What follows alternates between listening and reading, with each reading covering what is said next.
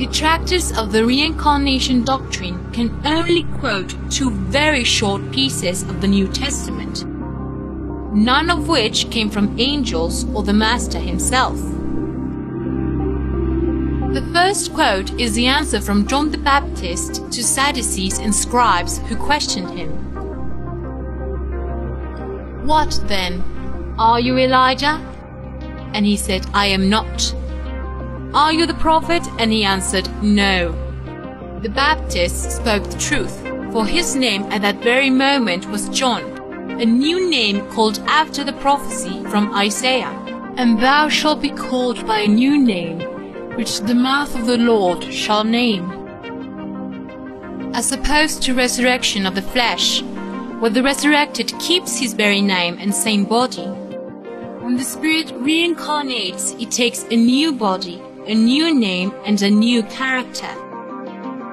As the angel of God explained to Zechariah, who comprehended it and blessed the birth of John by saying, "And thou, child, shalt be called the prophet of the highest, for thou shalt go before the face of the Lord to prepare his ways."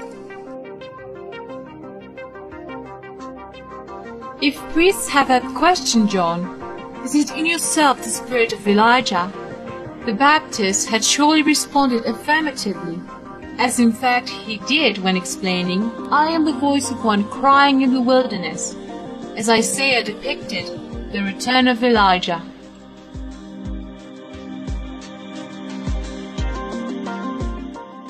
The only other versicle quoted by detractors of reincarnation is found in Paul's epistle to Hebrews.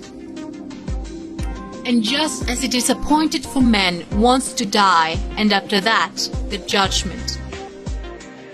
Literally translating this controversial versicle from Paul, a perturbing question arises immediately. Where would be today all those resurrected who should be still alive, like the son of the Zarephath widow who Elijah brought to life, and the Shunammite's child revived by Elisha? And where would be Lazarus, resurrected among others by Jesus, as Peter revived Tabitha Dorcas? If death occurs only once, as Paul seems to assert, which Bible scholars rebut today, those resurrected should be still alive, since they consumed their unique death.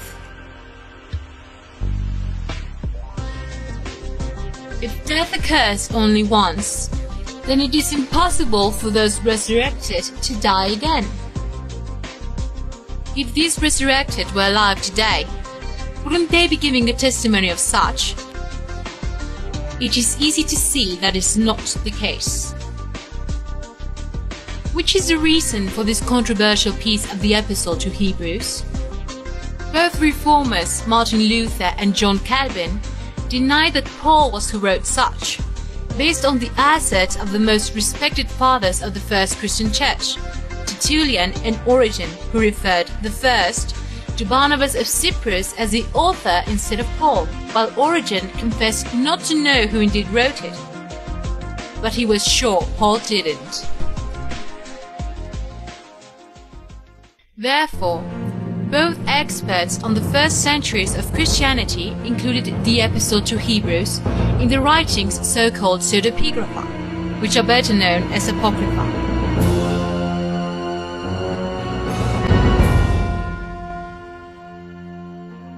It was until the long-lasting Council of Trent when this disputable epistle was treacherously laid on Paul, through the voting of attendants who were labeled as clumsies and Nescients by the reformer Luther.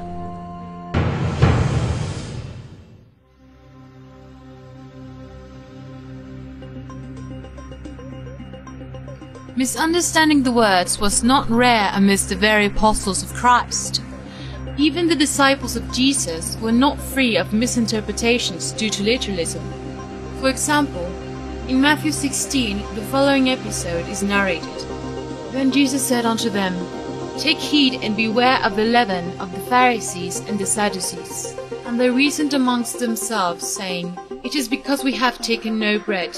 Which when Jesus perceived, he said unto them, O ye of little faith, How is it that ye do not understand that I spake it not to you concerning bread, that ye should beware of the leaven of the Pharisees and of the Sadducees? Then understood they how that he bade them not beware of the leaven of bread, but of the doctrine of the Pharisees and of the Sadducees.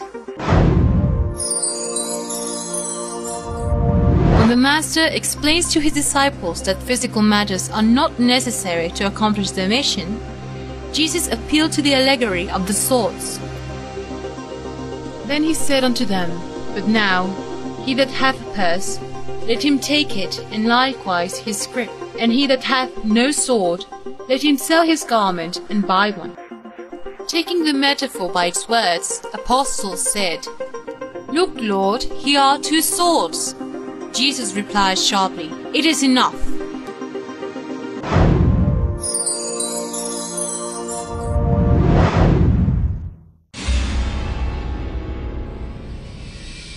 There are those that in their eagerness to deny the possibility of reincarnation argue that Elijah never died. Let's see what the Bible has to say about this. Behold, there appeared a chariot of fire and horses of fire, and parted them both asunder, and Elijah went up by a whirlwind into heaven. But against the literalist interpretation of this passage, Jesus says, And no man hath ascended up to heaven. And furthermore, Paul says, Now this I say, brethren, that flesh and blood cannot inherit the kingdom of God. So, what is there for us to believe when it is written that after Elijah was raised by a whirlwind, later on he was nowhere to be found? The whole episode of Elijah being taken to heaven cannot be considered in a literal sense, for so it is that afterwards Elijah still did more of his work down here on earth. According to the Bible, 5 years after the whirlwind episode, Elijah sent a letter to the king of Israel.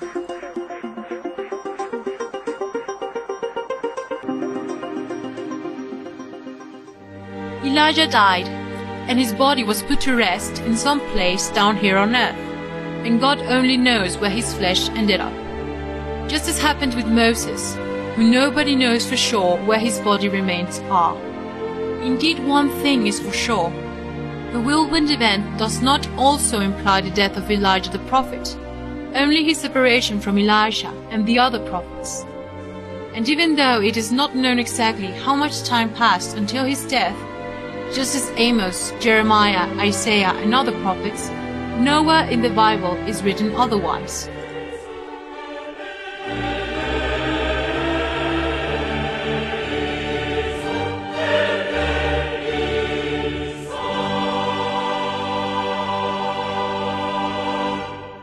Paul also attacked the literalistic interpretations of the scriptures by saying, For the letter killeth, but the Spirit giveth life. The Bible has a number of non-literalistic allegories and allusions to reincarnation, both in the Old and New Testament, which contradict that sole versicle in Hebrews.